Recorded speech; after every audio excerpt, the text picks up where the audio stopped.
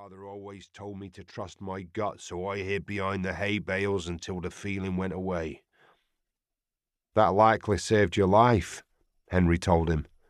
The farmer looked at the cow and shuddered. Have you heard about strange deaths among other farmers' livestock? Rett questioned. The farmer scratched his head. I heard tell about something slimy that killed sheep and goats a ways from here, but I didn't know that farmer, and that was, several months past.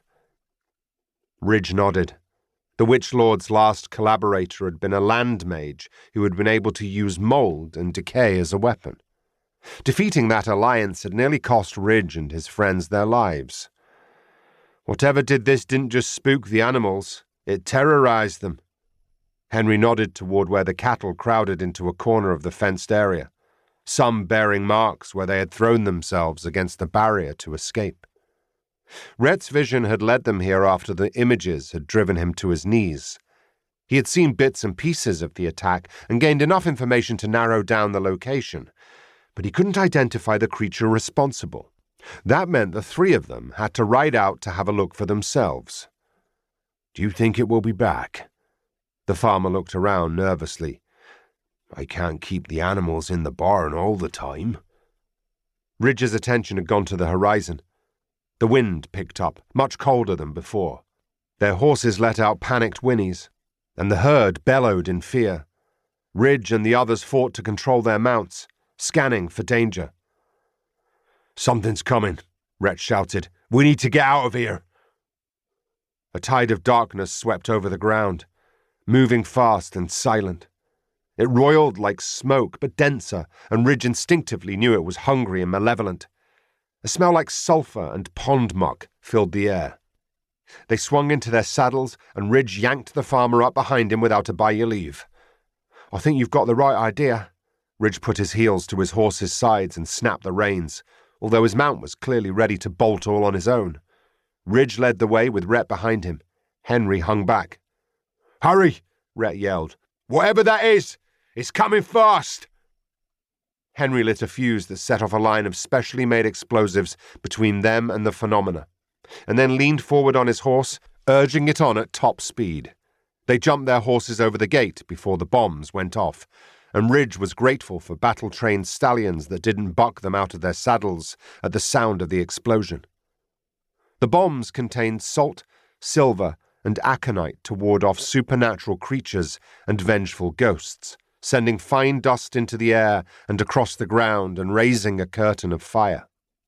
The gathering darkness screamed and screeched, writhing and contorting at the invisible barrier that stopped its progress until the dust settled. Faster! Ridge pushed his horse for top speed. He shuddered at the bellows of the cows, shrieking as the entity turned on the hapless herd, and rode as hard as he could until the awful sounds grew faint.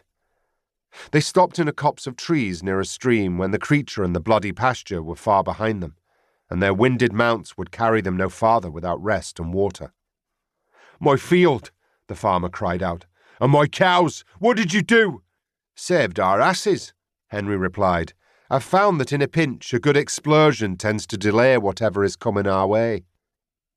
Explosion, the farmer echoed in a faint voice, as if he might pass out.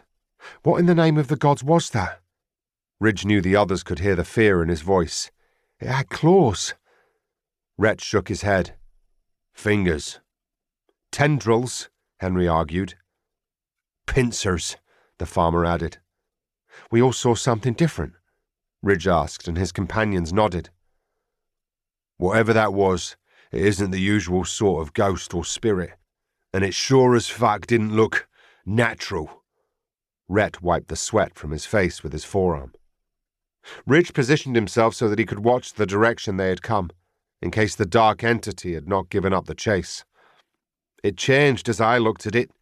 Henry appeared shaken. I think if you stared at it for long, it might drive you mad.